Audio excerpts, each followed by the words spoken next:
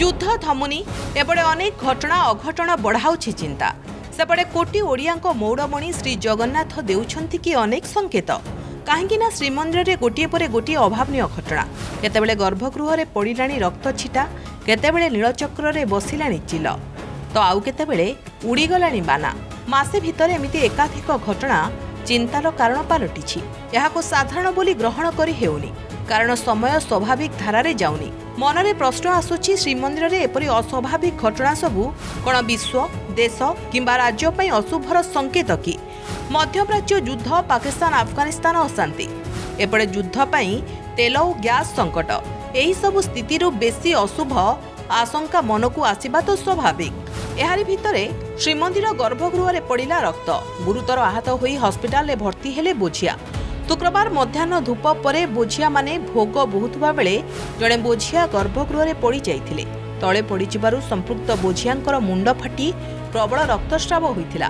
सेपटे गर्भगृह रे रक्त पड़िथिबा जोगु ठाकुरंकर हेला बड़ महास्नान नीति।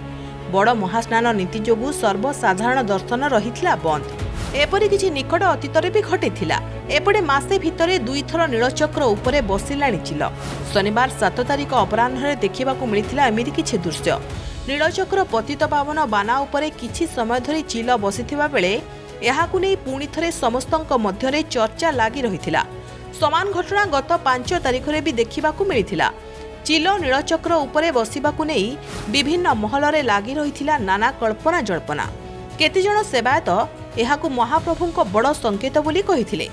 एतिकिरे सरिनी कथा श्रीमंदिर नीलचक्रु अँला बेढ़ा जाए लागिथिबा बाना 11 तारिख दिन हठात छिड़ी पड़िथिला जहाकू नै भक्त और बुद्धिजीवी मध्यरे विभिन्न प्रकारर चर्चा आलोचना। श्रीमंदिर उपरे चढ़ी चुनरा सेवक बाना बांधुथुबा समय एभली दृश्य देखिथिले। परे चुनरा सेवायत माने पुनर्बार बाना बंधा नीति करिथिले संपन्न। नीलचक्र रे चिल बाना छिड़िबा रक्त छिटा पड़िबा निकट अतीतरे एमिति केते अघटना ये कौन क्यों बड़ विपत्तिर आशंका ना केवल दुर्घटना मात्र ताहा तो समय कहिबो। ब्यूरो रिपोर्ट प्रमेय न्यूज 7 डिजिटल।